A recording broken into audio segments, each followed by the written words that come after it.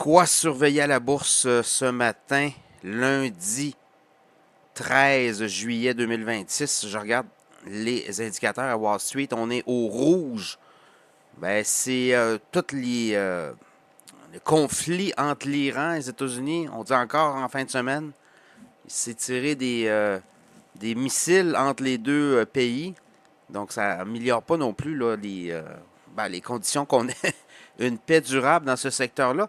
Et également, ben, c'est le détroit d'Ormuz, là, les bateaux qui ne transitent plus par le détroit d'Ormuz. L'Iran a refermé le passage des navires. Donc, tout ça, ça amène beaucoup d'inquiétudes, notamment là, si je regarde rapidement sur les marchés boursiers américains. Là, le Dow Jones baisse de 84 points ce matin, 52 822. S&P 500 baisse de 31 points, 7 589. Le Nasdaq baisse de 356 points, voilà, 29 675. Le pétrole monte de 3 $, 74,42. Dans le cas du Brent, 3,24 $, 79,25. Après ça, je regarde l'or. Ça baisse. L'or baisse de 43 $, 4070 US. Silver, l'once d'argent baisse de 1,37 $, 58 80. Au niveau des cryptos, ça baisse aussi. Bitcoin qui était tout près des 64 000, ben, revient sur terre. 62 568, baisse de 1589 $. Ethereum, même chose, baisse de 2,7 %, 1770 $. Je regarde en Asie, les bourses asiatiques, le Kospi qui baisse beaucoup là, aujourd'hui. Là, je regarde rapidement, le Kospi baisse de quasiment 9 %. SQ Inix, qui avait été une grosse entrée à la bourse vendredi, baisse aussi quasiment de 10 %. Ça va être à surveiller, ça, aujourd'hui. Donc, les microprocesseurs, tout ce qui est microprocesseur, ben, ça se fait rentrer dedans. Aujourd'hui, je regarde Micron, baisse de 5,4 % d'avant-marché. SanDisk, c'est 6 %. Seagate, je regarde Seagate, c'est à peu près 4,4 %.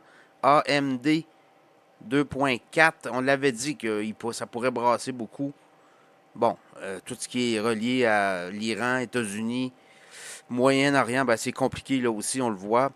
Alors, pour la suite, il y a quand même une grosse semaine de résultats financiers. Là, on commence la deuxième semaine si on veut, pour le deuxième trimestre. Puis là, on va avoir beaucoup de stocks.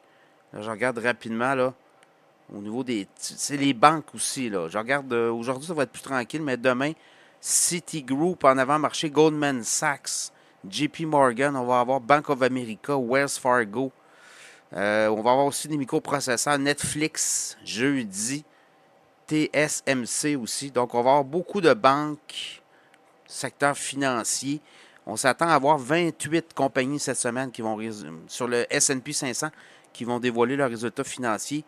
Il y a Johnson & Johnson, il y a United Health notamment.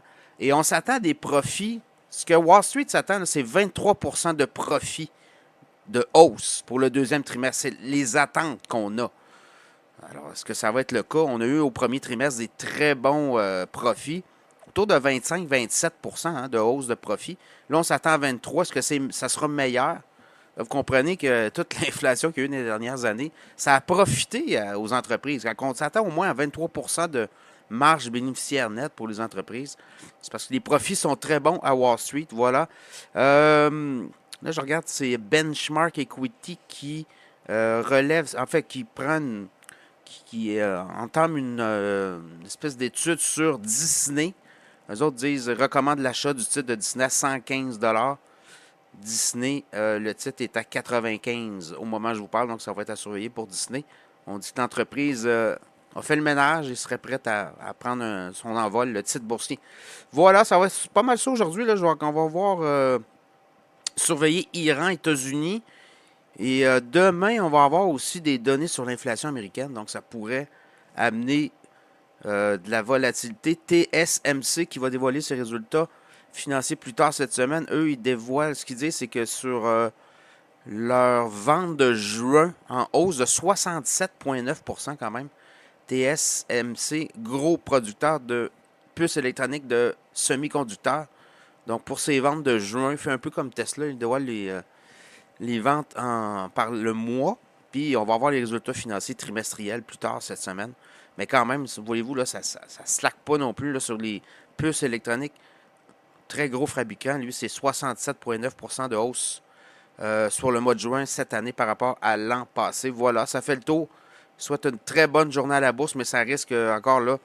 Ça fait ça depuis plusieurs séances. Là. C'est chaud, c'est froid, c'est chaud, c'est froid. On va voir si Trump va réagir. Alors, bonne journée.